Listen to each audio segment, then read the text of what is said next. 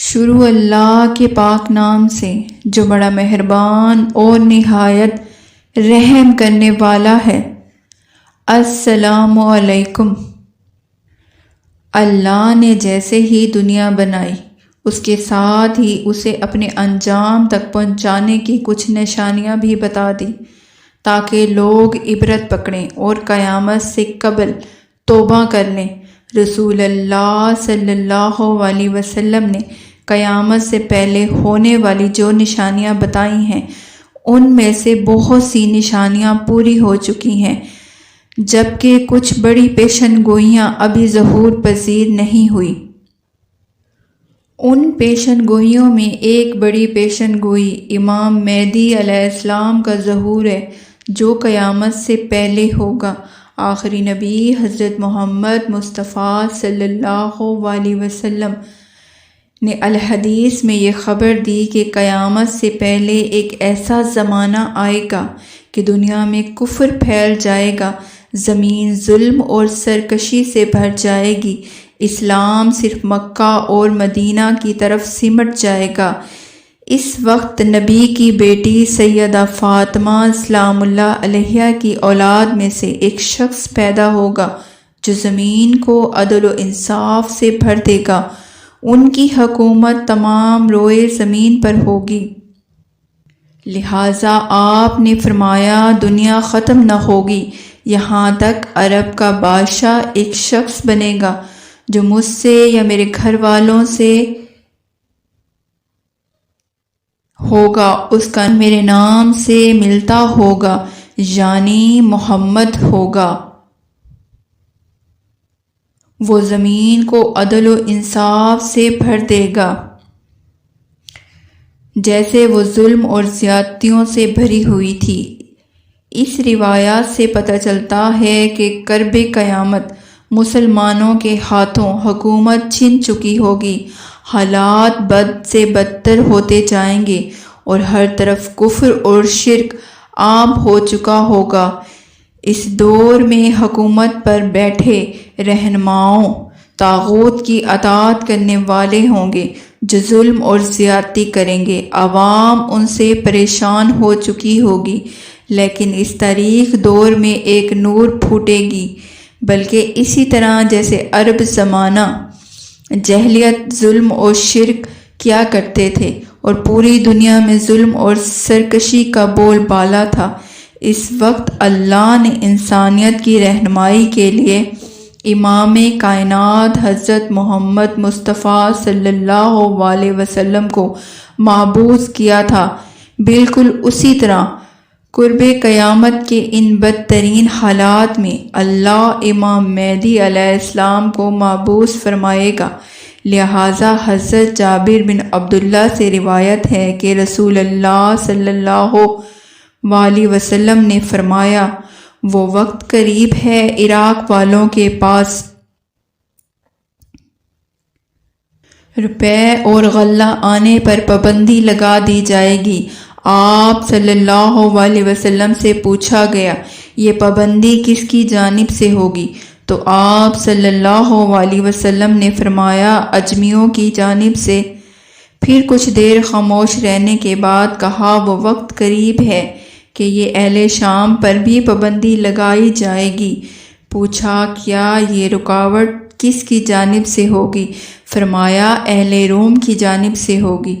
پھر آپ صلی اللہ علیہ وسلم نے فرمایا کہ میری امت جس کا ایک خلیفہ ہوگا جو لوگوں کو مال بھر بھر کے دے گا اور شمار نہیں کرے گا۔ آپ صلی اللہ علیہ وسلم نے فرمایا اسلام اپنی پہلی حالت کی طرف لوٹے گا جس طرح کی ابتدا مدینہ سے ہوئی تھی، یعنی کہ ایمان صرف مدینے میں رہ جائے گا۔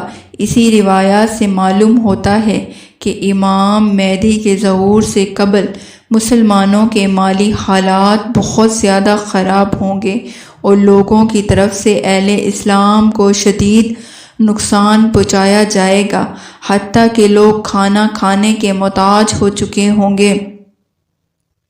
امام مہدی علیہ السلام کا ظہور کیسے ہوگا؟ اس کے متعلق رسول اللہ صلی اللہ علیہ وسلم نے فرمایا، ذی العقد کے مہینے میں قبائل میں کشمکش اور معاہدہ کشی ہوگی، لہٰذا حاجیوں کو لٹایا جائے گا اور منع میں جنگ ہوگی، بہت زیادہ قتل و عام اور خون خرابہ ہوگا، یہاں تک کہ عقبہ جمرہ پر بھی خون ہوگا۔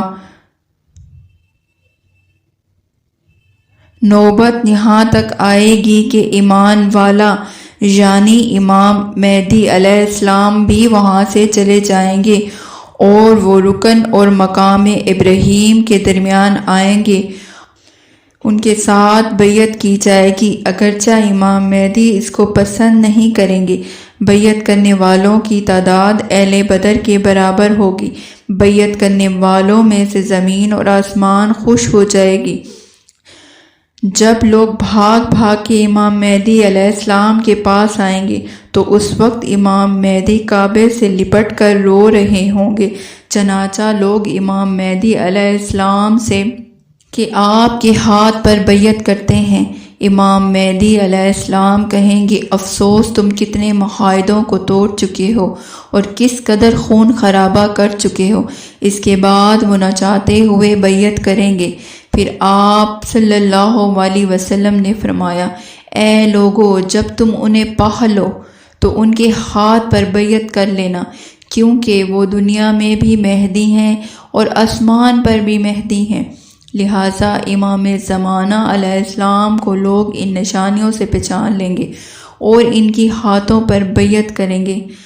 آپ امت کے رہنما ثابت ہوں گے۔ دراصل امام مہدی علیہ السلام کے ظہور سے قبل کچھ نشانیاں پوری ہو چکی ہوں گی، جن میں دجال کا خروج، سورج کا مغرب سے طلوع ہونا، مشرق سے ایک عظیم آگ کا نکلنا، جن کی پیشن گوئیاں حضرت محمد صلی اللہ علیہ وسلم نے حدیث میں بیان کی ہیں۔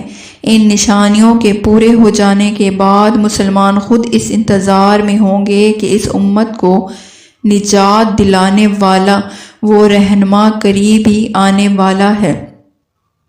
بہت سی روایات میں بیان ہے کہ امام مہدی کا حلیہ، شکل و شبیہ تفصیل سے بیان ہے۔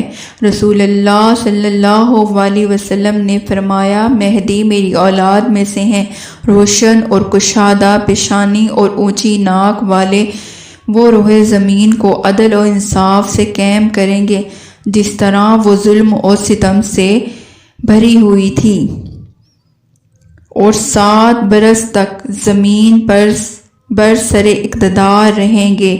ایک روایت میں آتا ہے کہ امام مہدی کے چہرے مبارک کی رنگت عربی ہوگی۔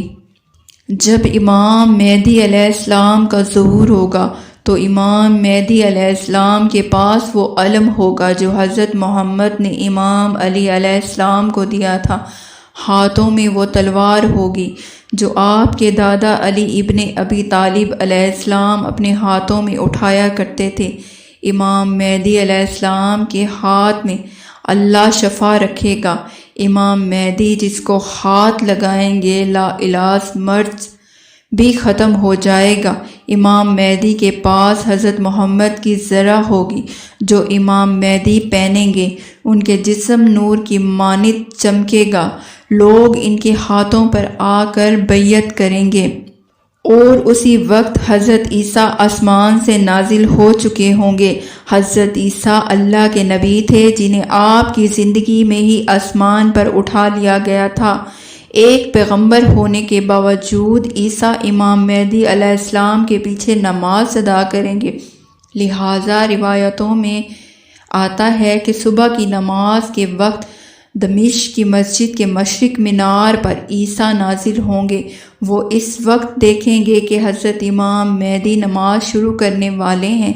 امام مہدی علیہ السلام بھی محسوس کریں گے کہ عیسیٰ کا نزول ہو چکا ہے، لہٰذا امام مہدی پیچھے ہٹیں گے تاکہ عیسیٰ آگے آ کر امامت کروائیں، لیکن حضرت عیسیٰ انہیں آگے کر دیں گے اور امام مہدی علیہ السلام کے پیچھے نماز پڑھیں گے۔ اس کے بعد حضرت عیسیٰ امام مہدی علیہ السلام کے ساتھ روانہ ہو جائیں گے اور دجال سے جنگ کریں گے اور اسے قتل کریں گے۔ اس کے بعد بیت المقدس کی فتح ہوگی۔ اہل تشیع کے عقائد کے مطابق امام مہدی پیدا ہو چکے ہیں اور امام حسن عسکری علیہ السلام کے بیٹے ہیں، جو امام علی اور حضرت فاطمہ سلام اللہ علیہا کی اولاد میں سے ہیں۔ نیز امام مہدی اب غیبت میں ہیں اور زندہ ہیں، یعنی ان کی عمر حضرت خضر اور حضرت عیسیٰ علیہ السلام کی طرح بہت لمبی ہے۔ وہ قیامت کے نزدیک ظاہر ہوں گے۔ حضرت محمد صلی اللہ علیہ وسلم نے فرمایا، مشرق کی طرف سے ایک قوم سیاہ جھنڈوں کے ساتھ آئے گی اور وہ لوگوں سے مال کا مطالبہ کریں گے۔ لوگ ان کو مال نہیں دیں گے، وہ لڑیں گے اور ان پر غالب آ جائیں گے۔ اب وہ لوگ ان کے مطالبے پورا کرنا چاہیں گے تو وہ لوگ اس کو قبول نہیں کریں گے، یہاں تک کہ وہ اس مال کو میرے اہل بیت میں سے ایک شخص کے حوالے کر دیں گے، جو زمین کو عدل و انصاف سے بھر دے گا، جسے لوگوں نے پہلے ظلم و ستم سے بھرا ہوا ہوگا۔ سو تم میں سے جو کوئی اس کو پائے تو اس کے پاس آ جائے، اگرچہ برف پر چل کے آنا پڑے۔